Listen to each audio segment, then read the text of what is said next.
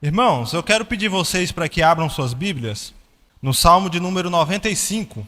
Então vamos passar ao momento de edificação na palavra de Deus. Nós teremos como ponto de partida a leitura deste Salmo de número 95. Peço a você que me acompanhe.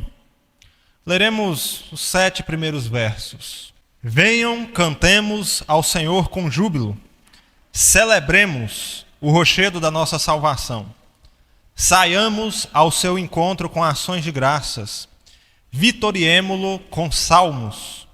Porque o Senhor é o Deus supremo e o grande Rei, acima de todos os deuses. Nas suas mãos estão as profundezas da terra, e as alturas dos montes lhe pertencem. Dele é o mar, pois ele o fez, obra de suas mãos, os continentes. Venham, adoremos e prostremo-nos, ajoelhemos diante do Senhor que nos criou. Ele é o nosso Deus e nós somos povo do seu pasto e ovelhas de sua mão. Até aqui. Meus irmãos, a adoração, sem dúvidas, é o principal propósito pela qual a igreja ela é chamada, ela é salva, ela é redimida. E na vida regular das programações da igreja, nós temos a vida da igreja organizada em torno deste tema, a adoração. Se você notar, nós nunca teremos uma reunião em que nós não cantamos a Deus, nós não oramos e nós, pelo menos, lemos as Escrituras Sagradas.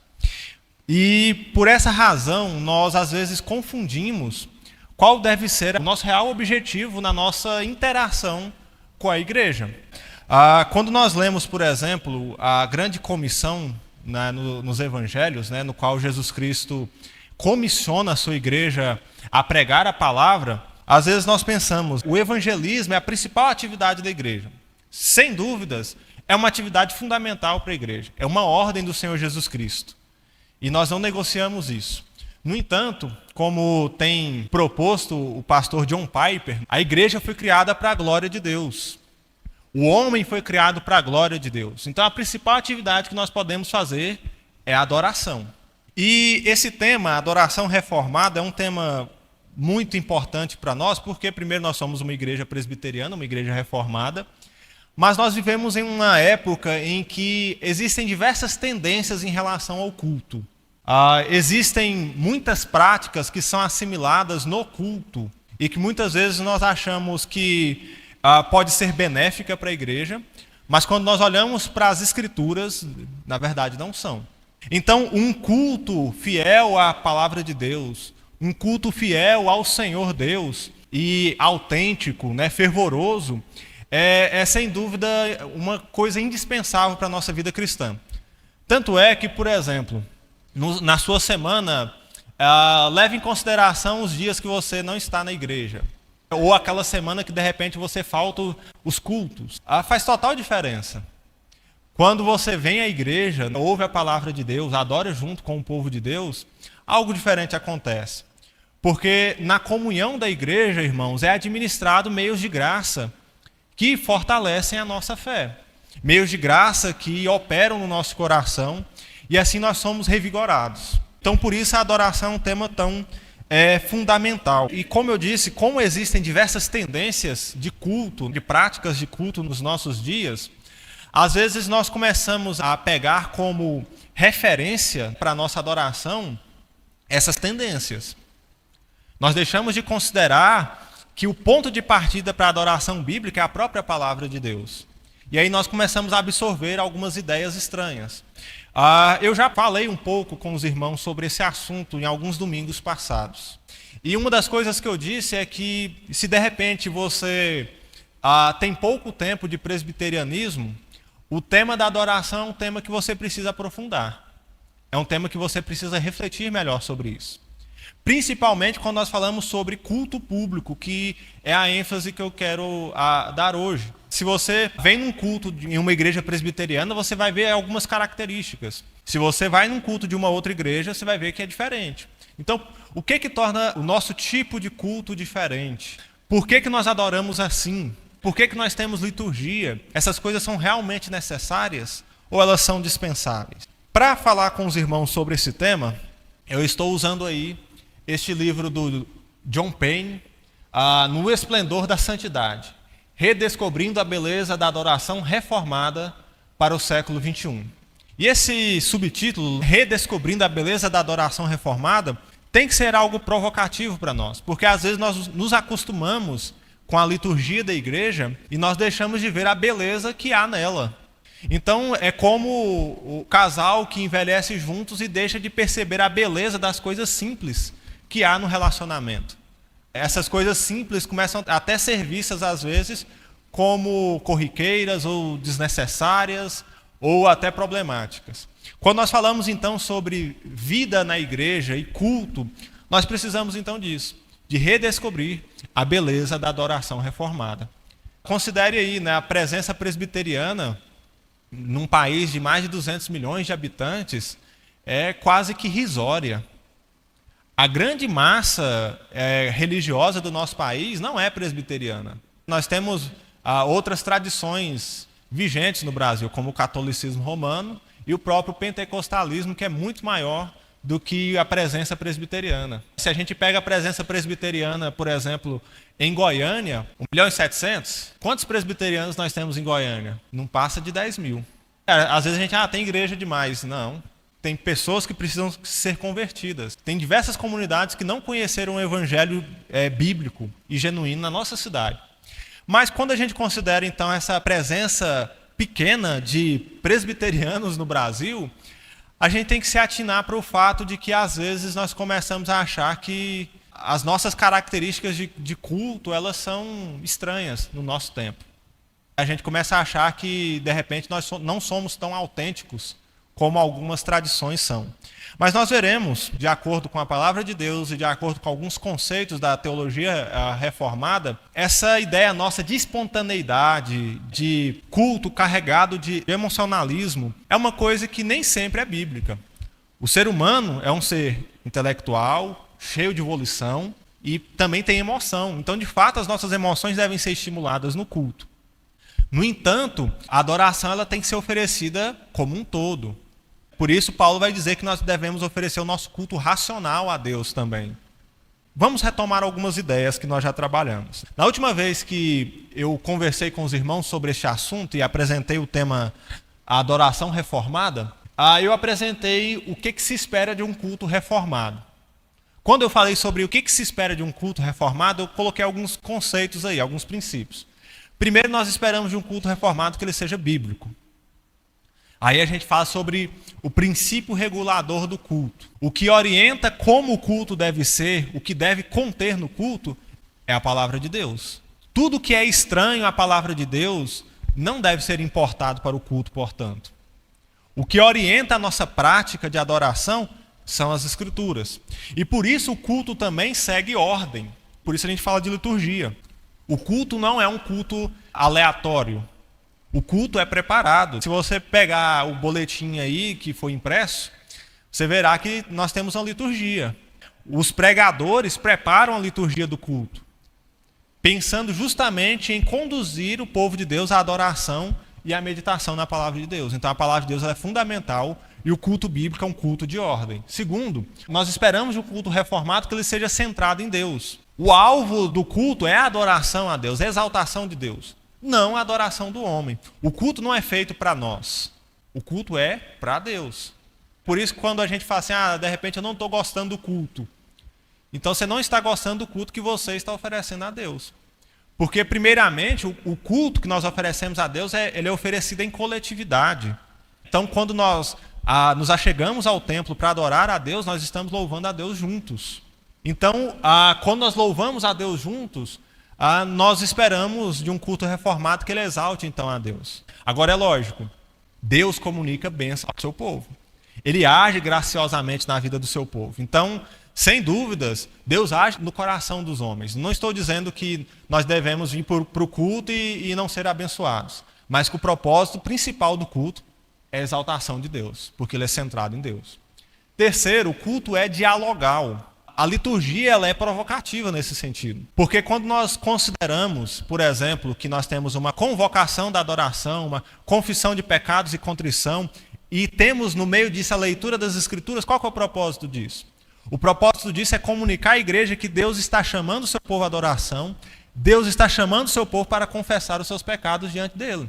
É Deus que está chamando o seu povo para louvar e entoar cânticos nele. Então, antes de tudo, é Deus que fala no culto. E a congregação responde como? Louvando a Deus com cânticos, orando a Deus, agradecendo a Deus. Então, nós respondemos a Deus. Então, perceba, quando o pastor lê o texto aqui na liturgia, Deus está falando com o povo. Quando nós cantamos e adoramos a Deus, o povo está respondendo a Deus. Então perceba, o culto a Deus e um culto reformado é um diálogo, é uma conversação. É por isso que quando, de repente, o liturgo pedir você para orar, nós devemos orar, nós te agradecemos. Senhor nosso Deus, nós nos apresentamos diante de Ti. Por quê? Você está orando em nome da comunidade, diante de Deus. Porque o culto é dialogal.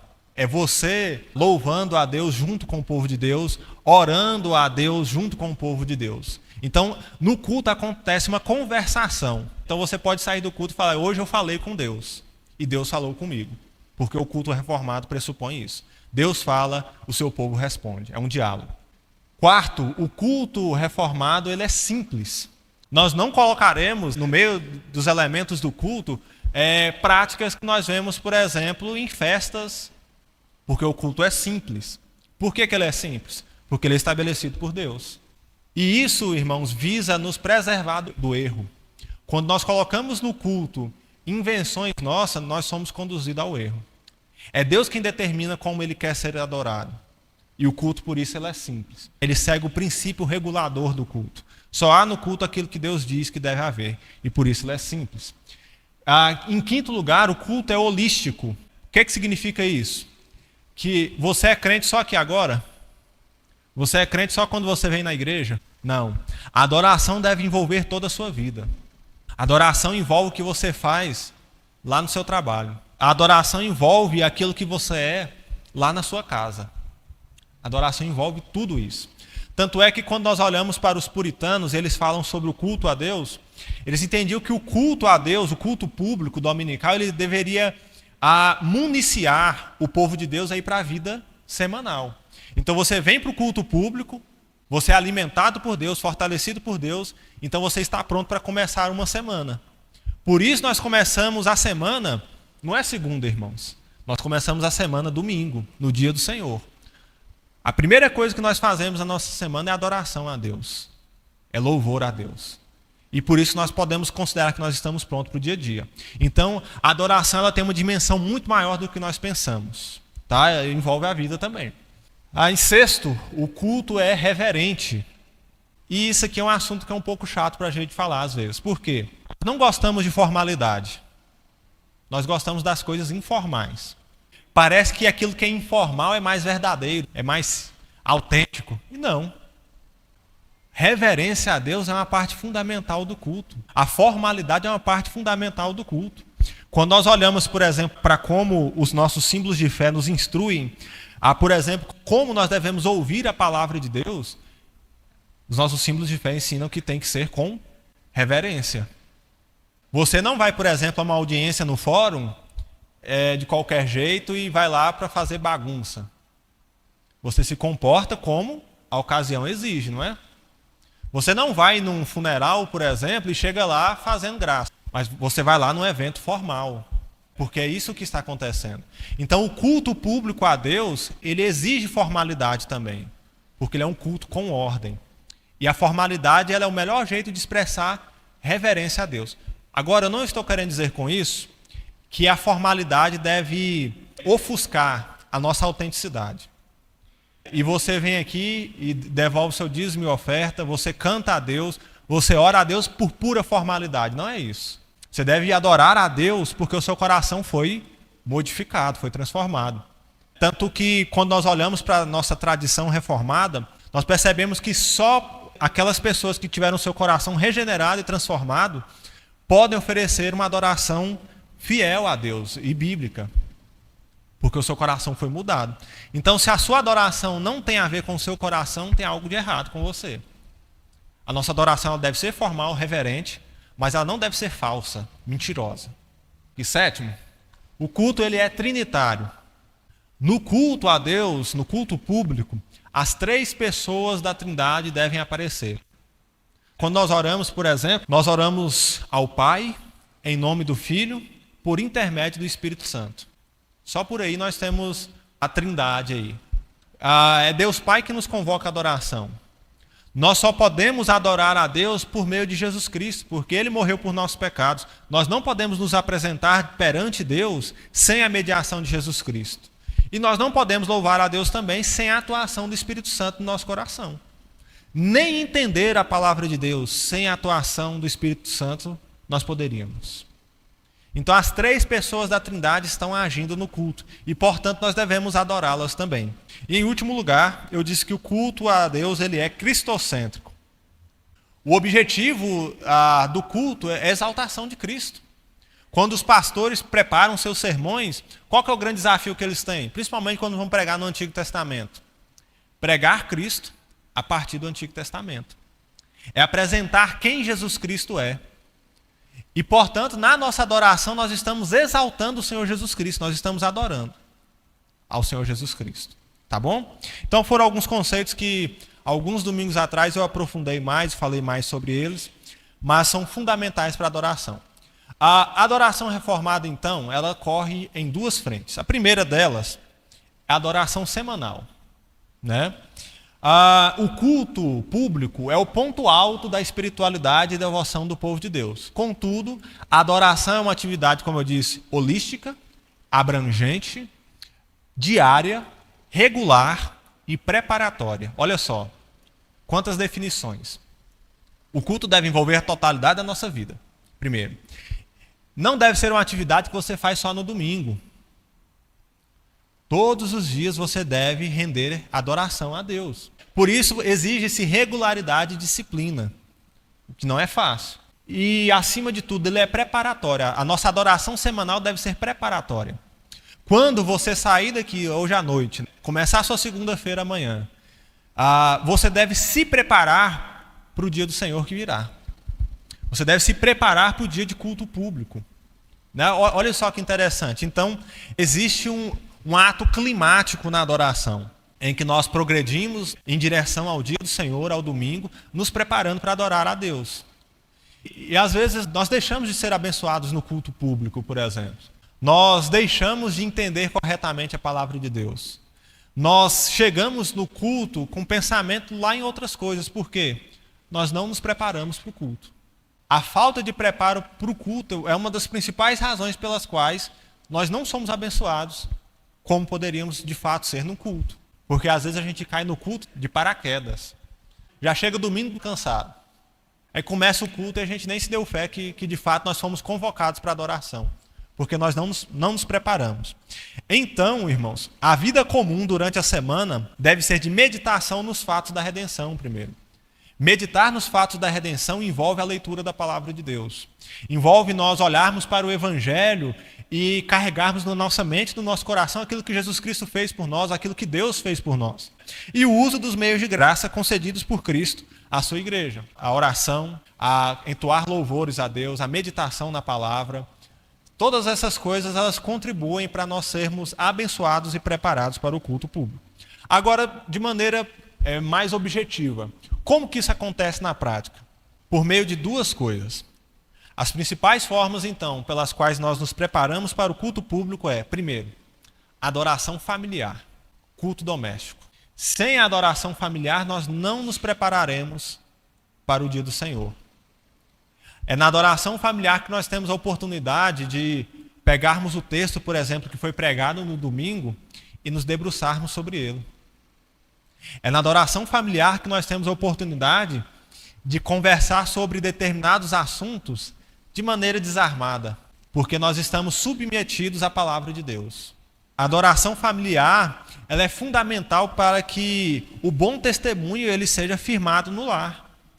E às vezes nós temos dias tão atribulados porque nós não estamos praticando a adoração familiar. A adoração familiar ela é refrigério em casa. E quando nós não usamos essas coisas, nós deixamos de usar uma coisa que Deus mesmo ordenou, porque a adoração familiar é ordem de Deus. Em segundo lugar, a adoração particular. E aí é vida devocional, irmãos. É cada um cuidando da sua devocional e da sua espiritualidade. Leitura diária das Escrituras, oração, cânticos. É aquela questão assim de nós sabermos que nós não podemos começar o nosso dia sem nos voltarmos primeiramente para Deus. A gente faz um monte de coisa antes de começar o dia. Talvez as principais atividades que nós façamos começam aqui, ó. Se eu perguntasse, qual a primeira coisa que você faz quando você acorda? Abre os olhos? Não. Pega o celular. Antes mesmo de abrir os olhos. Porque é uma tendência nossa.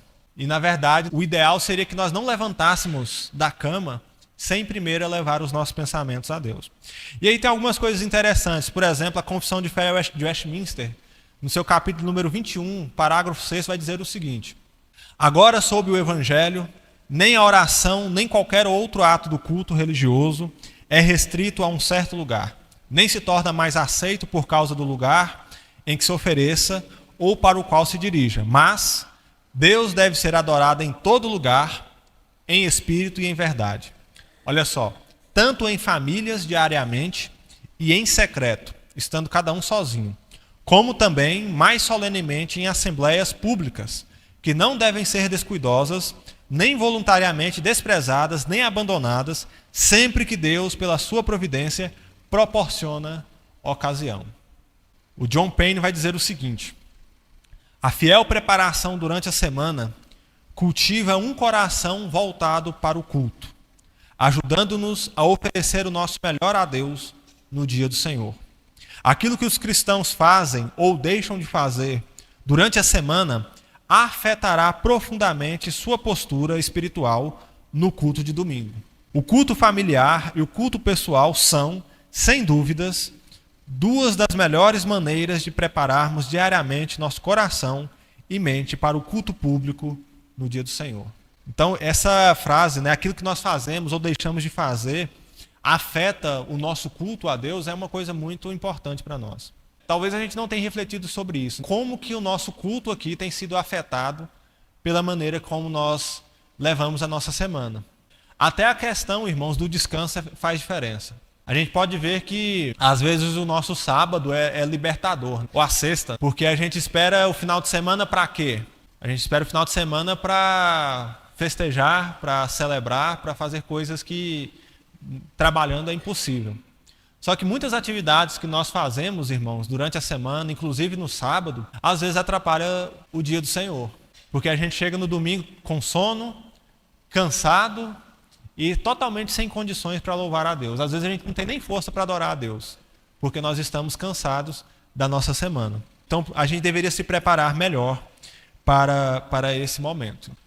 A preparação semanal é indispensável. Ela afeta a maneira como nós adoramos a Deus. Nós deveríamos ser mais disciplinados com esse elemento, principalmente no que diz respeito à adoração familiar, que é uma coisa que tem sido negligenciada no nosso tempo, principalmente quando nós falamos sobre o papel dos homens em casa.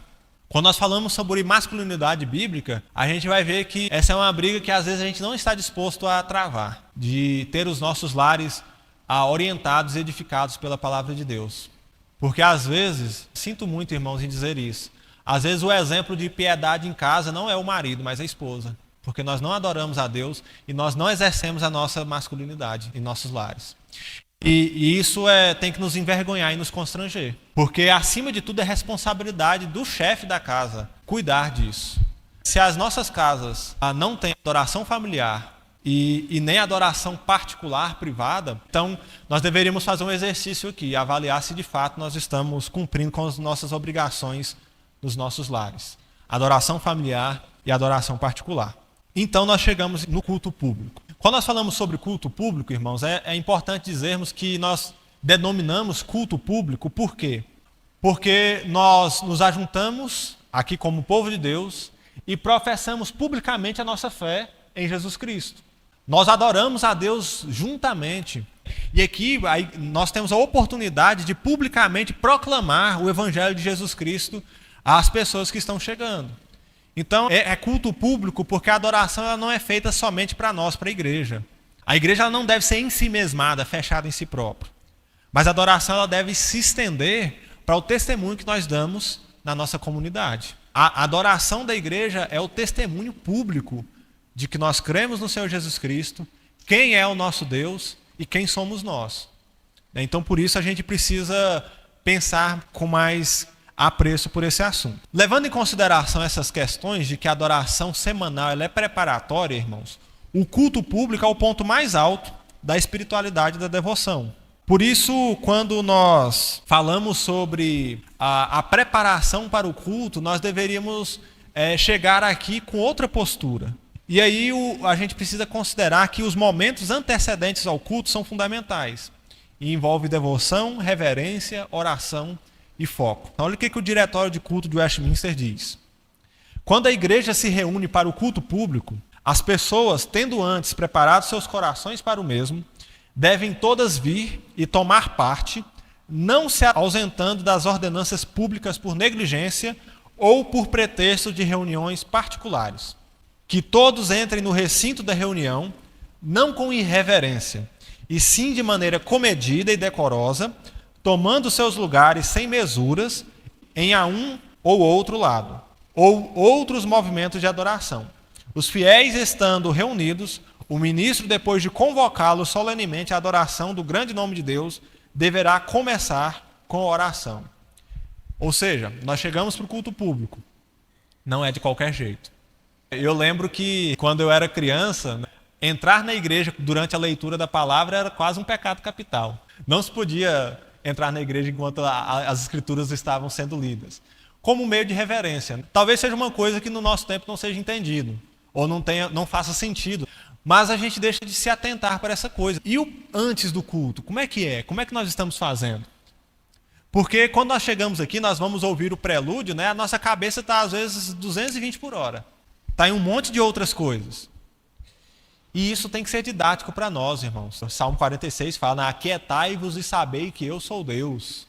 Se apresentar diante de Deus na adoração é uma questão de se aquietar diante de Deus. Não é para todo mundo ficar aqui com medo e constrangido, não.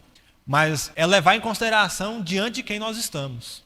Se você se apresenta diante de um presidente, como que você vai se apresentar? Se você é chamado, por exemplo, diante de um juiz para prestar depoimento, você não vai chegar lá chamando ele de cara legal. Porque a ocasião não é propícia para isso, mas você também respeita a figura daquele que você está diante dele. Então, estar diante de Deus envolve se achegar com temor, com reverência. Essa é uma questão para treinar até a nossa mentalidade, o nosso cérebro. Nós estamos numa época em que a nossa mente ela é atraída por uma série de coisas, de distrações. O digital, por exemplo, é uma das coisas que mais tem contribuído para isso. Nós não nos concentramos no culto. Nós devemos nos achegar preparados para esse momento. Diminuir o ritmo, focar então em Deus. Então vamos lá ao culto público propriamente dito. O culto começa então com o prelúdio. O prelúdio, como nós já fomos instruídos aqui, ele nos informa que Deus já está sendo cultuado quando nós chegamos aqui no culto. Outro motivo para nós sermos reverentes a Deus. Quando você chega na igreja, Deus já está sendo adorado. Então a gente deve ter reverência. O primeiro momento do culto, então, é a adoração, ou chamada adoração, convocação à adoração, como eu coloquei aí. Quando nós falamos sobre essa chamada da adoração, o que nós temos aí hoje na chamada adoração? A leitura da Bíblia. Por que nós temos a leitura da Bíblia aí? Vamos entender. O culto público é iniciado com um ato de convocação, no qual as Escrituras é lida solenemente. Por que nós fazemos isso? Porque Deus convoca o seu próprio povo a adorá-lo. E nós nos apresentamos diante dele. Então o culto começa, irmãos, não porque nós começamos aqui, nós tomamos iniciativa. O culto começa porque Deus começa ele. O culto é iniciado porque Deus nos convoca à adoração. E como Deus nos convoca à adoração? Deus nos convoca à adoração mediante a leitura das Escrituras. Lembra que o culto é dialogal? O culto começa com Deus falando. Quando a Escritura é lida, então, é Deus convocando o seu povo a adorá-lo. Então, é Deus que inicia o momento de culto. E nós nos apresentamos, então, diante dele. E quando Deus nos convoca e se apresenta diante de nós, o que nós fazemos? Nós reconhecemos o ser dele, os seus atributos, e nós louvamos as suas obras. Então, a chamada adoração, irmãos, é acima de tudo Deus falando. É Deus falando e convocando o seu povo. pelo fato do culto ser dialogal, espera do povo de Deus uma resposta. E qual que é a resposta que o povo de Deus dá? Louvores e oração. Nós respondemos a Deus assim. Percebe a dinâmica? Deus fala na sua palavra, nós reconhecemos a sua grandeza, a sua majestade, e nós respondemos em louvores e oração. Vamos ver isso no Salmo que nós lemos? Olha só. Venham, cantemos. Deus chamando. Ao Senhor com júbilo. Celebremos o rochedo da nossa salvação. Olha os verbos. Saiamos ao seu encontro com ações de graças. Vitoriemo-lo com salmos. Olha as declarações. Reconhecendo a majestade de Deus. Porque o Senhor é o Deus supremo e o grande rei acima de todos os deuses. Nas suas mãos estão as profundezas da terra e as alturas dos montes lhe pertencem. Dele é o mar, pois ele o fez, obra de suas mãos, os continentes. Venham, adoremos e prostremo-nos, ajoelhemos diante do Senhor que nos criou. Olha a confissão de fé. Ele é o nosso Deus e nós somos povo do seu pasto e ovelhas de sua mão. Então é Deus que nos chama à adoração e nós nos apresentamos diante dele. Então por que nós adoramos a Deus? Primeiro, porque a adoração a Deus é um dever.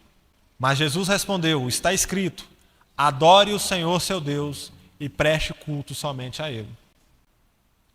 É Deus que determina que nós devemos adorá-lo. Adorar a Deus, inclusive, publicamente, é uma ordenança.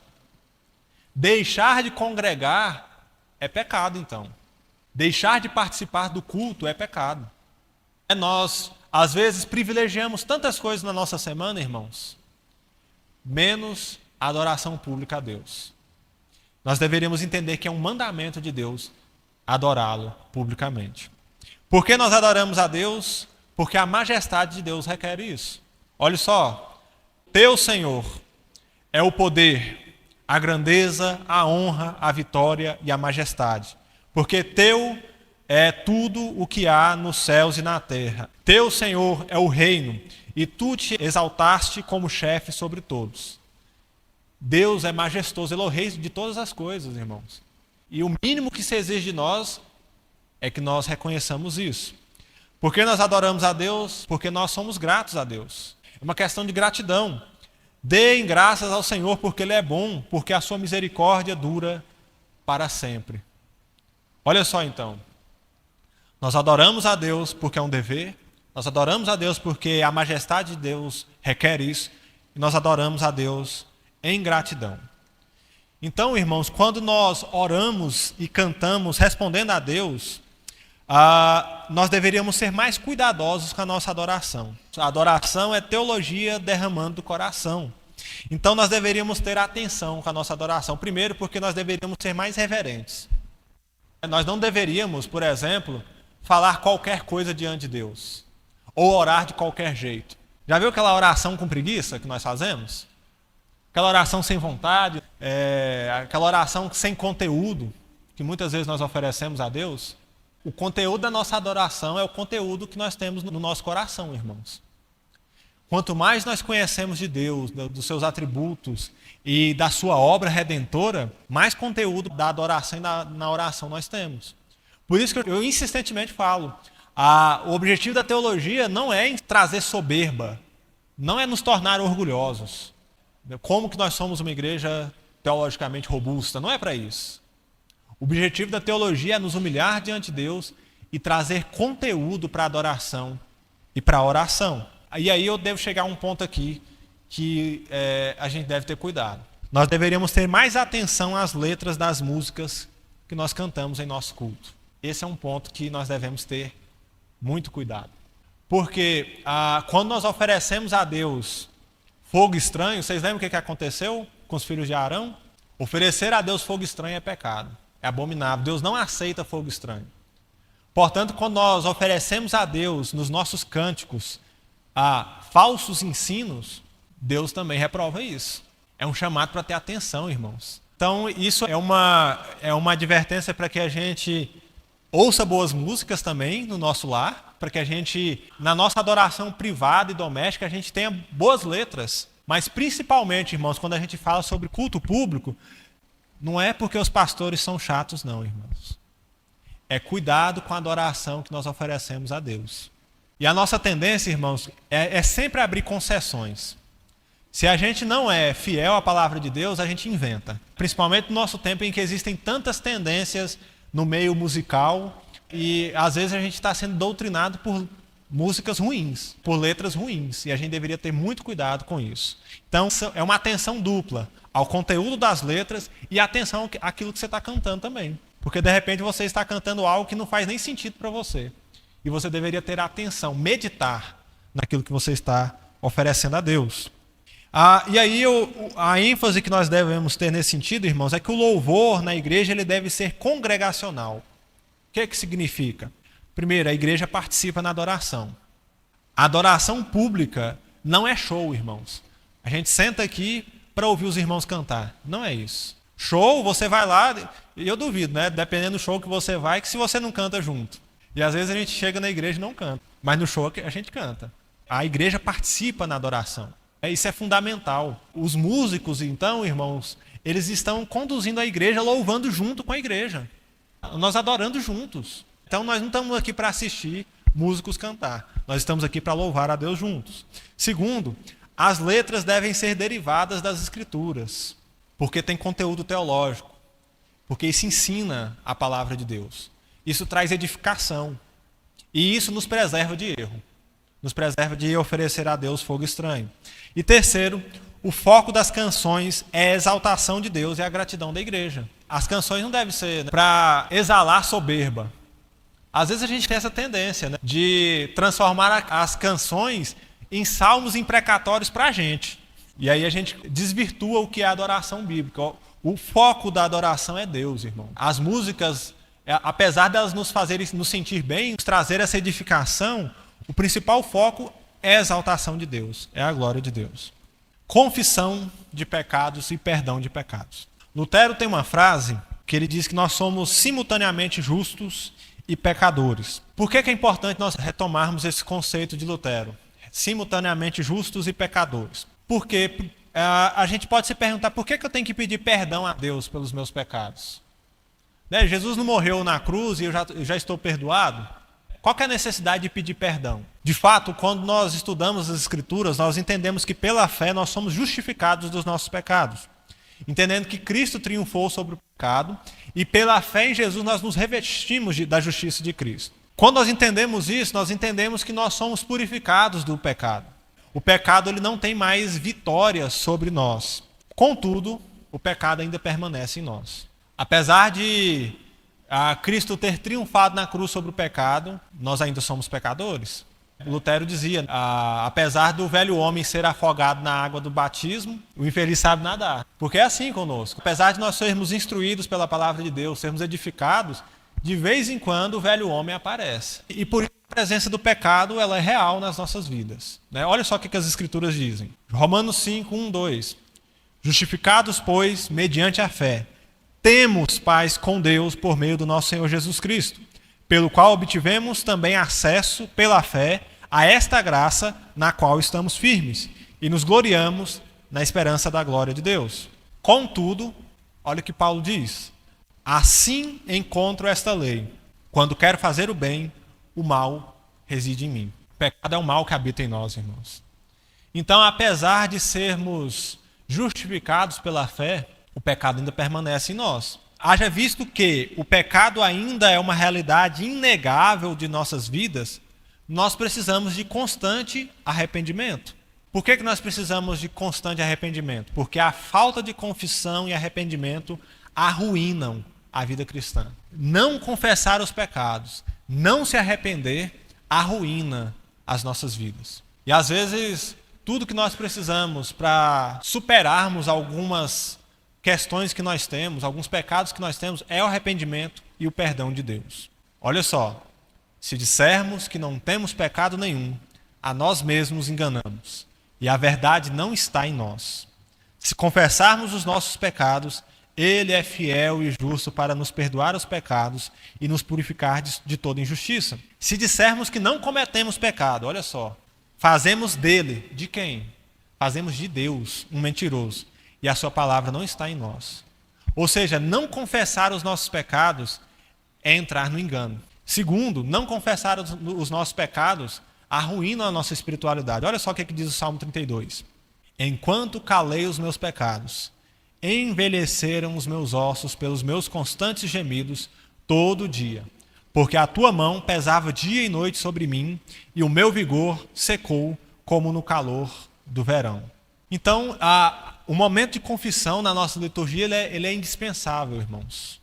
Quando, por exemplo, os homens de Deus se apresentam diante de Deus, por exemplo, Isaías, ele confessa o seu pecado diante de Deus. E nós deveríamos fazer o mesmo. Primeira atitude nossa, quando Deus nos convoca à adoração, então, é confessar os nossos pecados. Então, parte tradicional da liturgia reformada inclui-se a leitura de absolvição, na qual é declarada a certeza do perdão de Deus. Isso é uma coisa que muitas liturgias reformadas têm. Uma declaração das Escrituras de que Deus perdoa os pecados. Por exemplo, Isaías 43, 25, Deus diz: eu mesmo sou o que apago as suas transgressões por amor de mim, dos pecados que você cometeu. Isaías 25. Então, o mesmo Deus que nos chama para nos arrependermos dos nossos pecados é o Deus que nos perdoa também. E por isso, irmãos, nós podemos ter descanso em Deus. Quando na liturgia é lido o texto de confissão de pecados e de absolvição, por exemplo, é a declaração de Deus de que Deus te perdoa dos seus pecados. Ele é fiel e justo para nos perdoar dos nossos pecados. Ele nos perdoa. Então é um momento que nós precisamos realizar também, irmãos, de maneira mais atenciosa. Porque às vezes a gente para orar e de repente a pessoa que o pastor pede para orar, o próprio pastor que ora, a gente passa por esse momento silencioso que tem na nossa liturgia, a gente nem lembra dos nossos pecados. E aí uma instrução: se você for chamado para orar no momento de confissão, dê um tempo para a igreja confessar os seus pecados. Porque às vezes a gente fala, vamos orar silenciosamente, depois o irmão faz uma oração de intercessão. E às vezes a gente não espera nem 30 segundos e já começa a oração. Por que isso é importante? Porque isso faz sentido. O momento de oração silenciosa é um tempo em que nós confessamos a Deus os nossos pecados. Nós paramos e vamos meditar um pouco e falar: Deus, me perdoa por isso, me perdoa por aquilo, me perdoa por minhas negligências, me perdoa porque eu falei aquilo, me perdoa pelas minhas ofensas, me perdoa pela minha falta de perdão. Então são tantas coisas que nós podemos elevar diante de Deus nesse momento de silêncio. Agora, quando a pessoa que ora intercedendo começa a oração, ela ora representando o povo de Deus. Então, a oração audível no momento de confissão é uma representação do povo de Deus confessando a Deus os seus pecados. E a instrução é: então, ore a Deus. Deus, nós confessamos nossos pecados. Nós nos arrependemos, nós pedimos perdão. Perceba isso. Porque é isso que nós devemos fazer. Quando você orar, nesse momento, você não ora pedindo perdão só pelos seus pecados, mas orando pela congregação do povo de Deus. Terceiro momento, ofertório e louvor. E aí a gente vai tratar sobre dízimos e ofertas. Os dízimos e ofertas, irmãos, eles são parte tanto do culto no Antigo Testamento quanto no Novo Testamento. Há a tendência do nosso tempo de falar: isso é uma prática do Antigo Israel, isso não existe na Nova Aliança. Errado, vamos ler. Primeiro existe na Antiga Aliança, Malaquias 3,10. Tragam todos os dízimos à casa do tesouro, para que haja mantimento na minha casa. Ponham-me à prova nisto, diz o Senhor dos Exércitos, se eu não lhes abrir as janelas do céu e não derramar sobre vocês bênçãos sem medida. Então era uma parte do culto no Antigo Israel, que o povo apresentasse a 10ª parte das suas colheitas, dos animais, diante de Deus. Era o dízimo. Mas na Nova Aliança, a prática de contribuição ela é continuada. 2 Coríntios 9, 7 e 8. Cada um contribua segundo tiver proposto no coração, não com tristeza ou por necessidade, porque Deus ama quem dá com alegria. Deus pode tornar abundante em vocês toda a graça, a fim de que, tendo sempre em tudo ampla suficiência, vocês sejam abundantes em toda boa obra. Paulo fala isso em que contexto? De coleta. Quando nós olhamos principalmente os primeiros manuscritos da era cristã, incluindo os textos apostólicos, nós percebemos que a coleta era uma parte indispensável do culto dominical. Porque dominicalmente era recolhida as ofertas e dízimos do povo de Deus. Então nós encontramos essa prática tanto no Antigo quanto no Novo Testamento. E por que nós praticamos isso? O dízimo e a oferta. Primeiro, porque é parte do culto. Então, dizimar e ofertar, irmãos, não é uma questão de eu estou num clube social e eu tenho que pagar a minha taxa per capita. Não é isso. Dizimar e ofertar é parte da adoração a Deus. E isso significa que a atitude de nosso coração ao dizimar e ofertar também é importante. Qual que é a atitude do seu coração quando você traz ofertas? Porque é parte do seu culto. Não é porque a gente estabeleceu um princípio aí para cobrar os irmãos, mas porque é parte do seu culto também. A igreja primitiva tinha a prática de coletas durante o culto, e nós continuamos isso. Segundo, os dízimos e ofertas são praticados por uma questão de mordomia cristã. É Deus quem dá tudo que nós temos. Cada moeda, cada centavo que você tem, você só tem porque Deus permitiu que você tivesse. É Deus que providencia a saúde para que você trabalhe. É Deus quem providencia o emprego para que você... Mesmo aquele emprego que você reclama, foi Deus quem providenciou. A mordomia cristã, irmãos, é uma das razões pelas quais, por exemplo, nós devemos concordar com a cobrança de impostos também. Sabia disso? Os impostos são necessários na sociedade. É lícito pagar imposto. Romanos vai dizer isso, Jesus Cristo diz isso. Então, eu não estou falando sobre impostos abusivos e nem nada disso. Que o Estado também deve cuidar dessa prática. O imposto ele deve ser justo. Mas ele também é uma prática bíblica. Porque nós somos mordomos daquilo que Deus nos deu. E se tratando de igreja, a mordomia cristã também deve ser exercida. Porque o mordomo administra aquilo que pertence a outra pessoa. Entendendo que Deus é o Senhor de todas as coisas, então nós estamos administrando as riquezas que Ele nos confiou. E as nossas riquezas, elas exercem uma parte fundamental no funcionamento da igreja. E no investimento do reino também, do evangelho. Olha só, aí eu entro na terceira razão pela qual nós devemos praticar os dízimos e ofertas. É um dever dos membros da igreja. Se você pegar o seu manual presbiteriano, você vai ver lá que é um dever seu sustentar esta obra com parte da sua riqueza. É um dever dos membros. É o principal meio de sustento das igrejas. A igreja não é arrecada por outras formas a não ser isso. A igreja não é uma empresa, né, que visa lucro, mas todos os dízimos e ofertas são aplicadas nas suas necessidades. Os irmãos vão ver na apresentação do movimento financeiro na semana que vem. Então, é uma coisa que nós devemos ter atenção, principalmente por essa última frase que eu coloquei aqui. Os dízimos e ofertas também é a principal razão pela qual centenas de igrejas ao redor do Brasil sofrem, não são organizadas, não se envolvem em missões e são infiéis. Muitas igrejas, irmãos, padecem pela falta de participação da igreja nas atividades. Por quê? Às vezes a gente se acostuma só a receber. A gente não tem o hábito, às vezes, de oferecer e praticar generosidade. Há igrejas, irmãos, que infelizmente têm estrutura, mas padece por conta da falta de participação dos irmãos nessa realidade. Pregação da palavra. Tendo em vista, irmãos, que as escrituras são a revelação de Deus, a pregação da palavra é o principal meio de edificação da igreja. Segundo Timóteo 3, 16 e 17. Toda escritura é inspirada por Deus e útil para o ensino, para a repreensão, para a correção, para a educação na justiça, a fim de que o servo de Deus seja perfeito e perfeitamente habilitado para toda boa obra. É o principal meio de edificação da igreja. É a principal função que a palavra de Deus e a pregação da palavra de Deus exerce. Edificação dos crentes. Segundo, a pregação das escrituras é a forma pela qual a igreja atua como voz profética, anunciando os desígnios de Deus, a salvação e o juízo vindouro. Como, porém, invocarão aqueles em quem não creram? E como crerão naquele de quem nada ouviram? E como ouvirão se não há quem pregue? E como pregarão se não forem enviados? Como está escrito: quão formosos são os pés dos que anunciam coisas boas.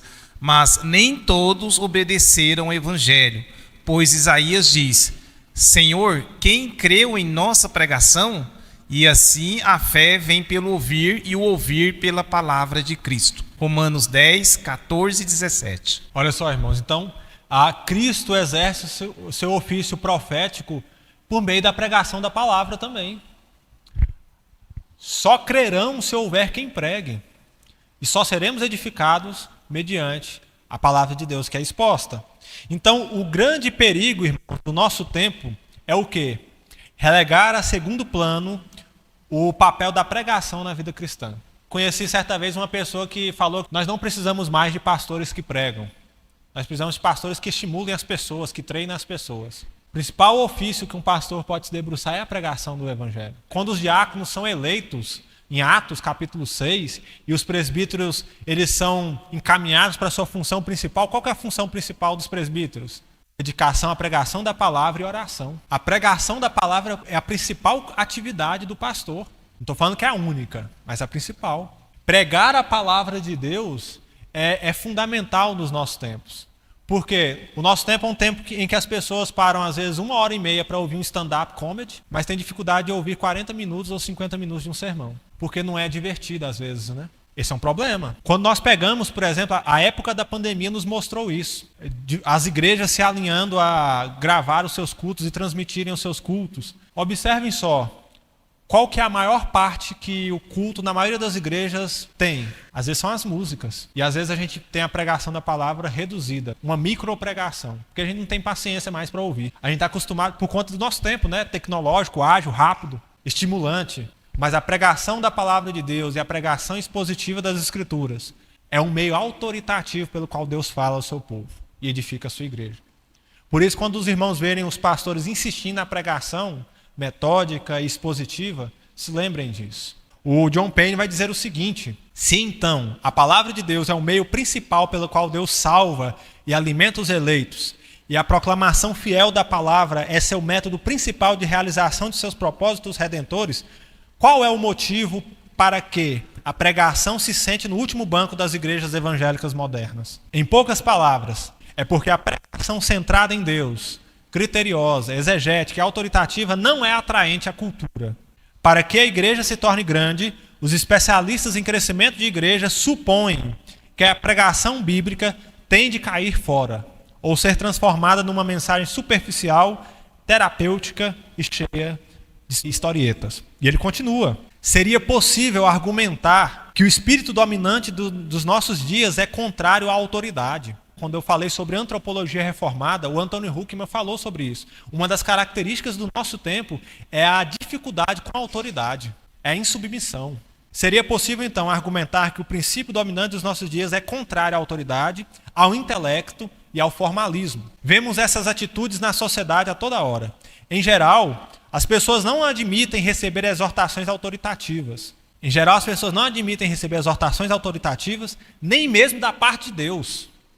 Elas não querem pensar com mais profundidade do que é oferecida pela cultura pop rasteira. E à exceção das cerimônias fúnebres, a maioria das pessoas raramente toma parte de ocasiões que demandem uma postura formal, reverente e digna, porque nós não queremos participar disso. Atenção à pregação da palavra, irmãos. É sério. E por último, aí eu termino, o culto termina com a bênção. A bênção, na sua essência, irmãos, é o pronunciamento autoritativo da bênção divina de Deus sobre o seu povo. É o ministro do Evangelho declarando que Deus abençoa o seu povo. A bênção deve ser recebida pelo povo de Deus como uma verdade consoladora e que modifica a vida. Então não é só uma questão de ficar de pé e ouvir o pastor falar. É uma questão de receber a bênção de Deus. Mas agora, nesse momento de término de culto, isso é algo fundamental, porque Deus está nos despedindo com a sua bênção. Terceiro, a bênção pastoral é derivada das Escrituras. Normalmente a gente conhece só a bênção apostólica. Vou citar algumas aqui. Números 6, 24 a 26. O Senhor os abençoe e os guarde. O Senhor faça resplandecer o seu rosto sobre vocês e tenha misericórdia de vocês. O Senhor sobre vocês levante o seu rosto e lhes dê a paz. Números 6, 24 e 26. Olha a bênção que nós normalmente proferimos aí, a maioria das pessoas conhecem. A graça do Senhor Jesus Cristo, o amor de Deus, o Pai, e a comunhão do Espírito Santo estejam com todos vocês. 2 Coríntios 13, 13. E terceiro, olha só, Hebreus 13, 20 e 21. O Deus da paz, que tornou a trazer dentre os mortos o nosso Senhor Jesus, o grande pastor das ovelhas, pelo sangue da eterna aliança, aperfeiçoe vocês em todo bem, para que possam fazer a vontade dele. Que ele opere em nós o que é agradável diante dele, por meio de Jesus Cristo, a quem seja a glória para todo sempre. Amém. São bênçãos. Então, A bênção comunica ao povo de Deus que o Senhor é quem chama a adoração. E ele também despede o seu povo, abençoando o seu povo por meio da sua palavra. Enfim, irmãos, são os elementos do culto, da liturgia. Ainda poderíamos falar sobre os sacramentos, por exemplo, o batismo, a ceia do Senhor, que são parte do culto também. Mas eu acho que isso demandaria uma aula específica só sobre sacramentos. Irmãos, vamos orar então? Fique de pé para que nós oremos juntos a Deus.